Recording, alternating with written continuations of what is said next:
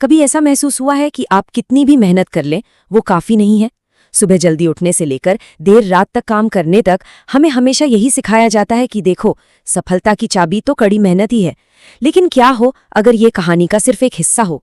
क्या हो अगर सफलता का राज इससे कहीं ज्यादा पेचीदा हो? तो आज हम इसी सोच पर सवाल उठाएंगे। हम ये पता लगाएंगे कि मेहनत जरूरी होने के बावजूद हमेशा सफलता में क्यों नहीं बदलती, और वो कौन से दूसरे फैक्टर्स हैं जो असल में पूरा खेल ही बदल देते हैं। जैसा कि ब्रैड स्टलबर्ग कहते हैं, हम अक्सर खुद को बेहतर बनाने को दूसरों से आगे निकलने की दौड़ समझ बैठते हैं। आज हम इसी गलतफहमी की परतें खोलेंगे और देखेंगे कि ये सोच असल में हमें कैसे पीछे रखती है। तो अगले कुछ मिनटों में हम व्यक्तिगत आदतों से निकलकर एक सफर पर चलेंगे जो हमें वैश्विक सिस्टम्स तक ले जाएगा। हम देखेंगे कि ये अलग अलग दिखने वाले विचार असल में एक दूसरे से कैसे जुड़े हुए हैं और किसी की जिंदगी के लिए इनके क्या मायने हैं। अच्छा, जरा 2 ओलंपिक एथलीट्स के बारे में सोचिए। दोनों ने सालों तक दिन रात एक कर दिया है। अब इस लेवल पर गोल्ड मेडलिस्ट और बाकियों के बीच क्या फर्क पैदा करता है? सिर्फ मेहनत तो नहीं हो सकती, क्योंकि मेहनत तो भाई सभी कर रहे हैं। यहीं से कड़ी मेहनत का मिथक शुरू होता है। मतलब सीधे शब्दों में कहें तो कड़ी मेहनत आपको खुद का बेहतर वर्जन बनने में मदद करती है। लेकिन जब आप किसी और से मुकाबले में होते हैं तो ये वो निर्णायक फैक्टर नहीं होता जो आपको दूसरों से अलग करे। खेल में कुछ और भी चल रहा होता है। और यहाँ बात बहुत दिलचस्प हो जाती है। रिसर्च बताती है कि टॉप एथलीट्स के लिए डेलिब्रेट प्रैक्टिस, मतलब वो फोकस मेहनत जिसके बारे में हम हमेशा सुनते हैं, उनके प्रदर्शन में सिर्फ 1% का फर्क लाती है। सिर्फ 1। बाकी 99% जेनेटिक्स, मौके और यहाँ तक कि किस्मत जैसी चीजों पर निर्भर करता है। टॉप लेवल पर कड़ी मेहनत सिर्फ खेल में बने रहने की कीमत है, जीतने की गारंटी नहीं। और बस इसी तरह हम मेरिटोक्रेसी के जाल में फंस जाते हैं, ये मानकर कि सफलता सिर्फ और सिर्फ कोशिशों का नतीजा है। ऐसा करते हुए हम किस्मत, विशेषाधिकार और हालातों की अहम भूमिका को नज़रअंदाज कर देते हैं, वो चीज़ें जो अक्सर हमारे कंट्रोल से बाहर होती हैं। तो अगर कड़ी मेहनत ही सब कुछ नहीं है तो फिर क्या है? हम खुद को बेहतर कैसे बना सकते हैं? इसका जवाब मिलता है अपना फोकस लक्ष्यों से हटाकर सिस्टम्स पर लाने में। जैसा कि जेम्स क्लियर अपनी किताब एटॉमिक हैबिट्स में कहते हैं, हम अपने लक्ष्यों के स्तर तक नहीं उठते, हम अपने सिस्टम्स के स्तर तक गिरते हैं। ये एक बहुत पावरफुल आइडिया है जो पर्सनल ग्रोथ को देखने का हमारा नजरिया ही बदल सकता है। इसे ऐसे समझिए, आपका लक्ष्य हो सकता है एक साफ कमरा, लेकिन आपका सिस्टम है लॉन्ड्री बास्केट को ठीक वहीं रखना जहां आप मोजे उतारते हैं। लक्ष्य आपकी मंजिल है, लेकिन सिस्टम वो रास्ता है जो वहां पहुंचना आसान बना देता है, लगभग ऑटोमेटिक। तो जब कोई आदत टूटती है तो ये आपकी नाकामी नहीं है, ये सिस्टम की नाकामी है। खुद को कोसने के बजाय सवाल ये पूछना चाहिए, मैं एक बेहतर सिस्टम कैसे बना सकता हूं जो मेरे लक्ष्य को सपोर्ट करे। असली ताकत यहीं छिपी है। अब चलिए इसी सिस्टम वाले आइडिया को एक बड़े पैमाने पर लागू करते हैं। जैसे व्यक्तिगत सिस्टम हमारी जिंदगी को आकार देते हैं, ठीक वैसे ही सामाजिक सिस्टम हमारे समाज को आकार देते हैं। और इसे समझना हमारे आसपास की दुनिया को समझने के लिए बेहद जरूरी है।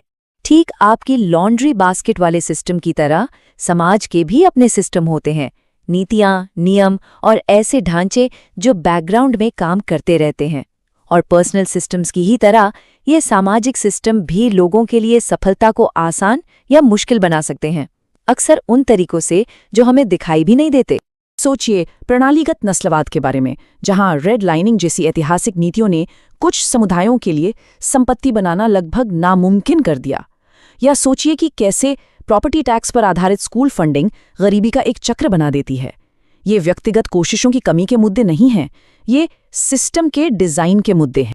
लेकिन इन सबसे बड़ा सिस्टम कौन सा है? वो सिस्टम जो हमारी जिंदगी के लगभग हर पहलू को शेप देता है। इसे कहते हैं लेट कैपिटलिज्म, और ये हमारे आधुनिक युग का एक तरह से बैकड्रॉप है। लेट कैपिटलिज्म उस दुनिया को दिखाता है जिसमें हम आज रहते हैं, एक ऐसी दुनिया जिस पर ग्लोबल कॉर्पोरेशंस, उपभोक्तावाद और बढ़ती आर्थिक असमानता हावी है। ये वो सिस्टम है जो हमारे मौकों, हमारी मुश्किलों और हमारी जिंदगी को तय करता है। भले ही ये शब्द नया लगे, लेकिन लेट कैपिटलिज्म का कॉन्सेप्ट लगभग एक सदी से मौजूद है। 1920 के दशक में इसकी शुरुआत से लेकर आज इसके फिर से चर्चा में आने तक इसने हमें उन आर्थिक ताकतों को समझने में मदद की है जो हमारी दुनिया को चला रही हैं।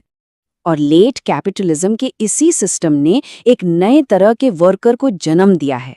एक ऐसा वर्कर जिसकी पहचान इस बात से नहीं होती कि उसके पास क्या है, बल्कि इस बात से होती है कि उसके पास क्या नहीं है।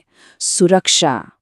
इन्हें प्रिकेरिएट कहा जाता है, जो प्रिकेरियस यानी अनिश्चित और प्रोलेटेरिएट यानी सर्वहारा से मिलकर बना है। यह उन लोगों का बढ़ता हुआ समूह है जो gig economy, short term contracts और लगातार बनी रहने वाली अनिश्चितता के बीच जी रहे हैं। औद्योगिक युग के प्रोलेटेरिएट के विपरीत, जिनके पास अक्सर नौकरी की सुरक्षा होती थी, प्रेकेरिएट एक अनिश्चित भविष्य का सामना करता है। इनकी लड़ाई मालिकाना हक के लिए नहीं, बल्कि लगातार बदलती दुनिया में स्थिरता के लिए है। तो चलिए अब एक कदम पीछे हटते हैं और इन सभी डॉट्स को जोड़ते हैं। व्यक्तिगत आदतें वैश्विक आर्थिक ताकतों से कैसे जुड़ती हैं? ये सब एक सीधे लेकिन बहुत गहरे आइडिया पर आकर टिकता है।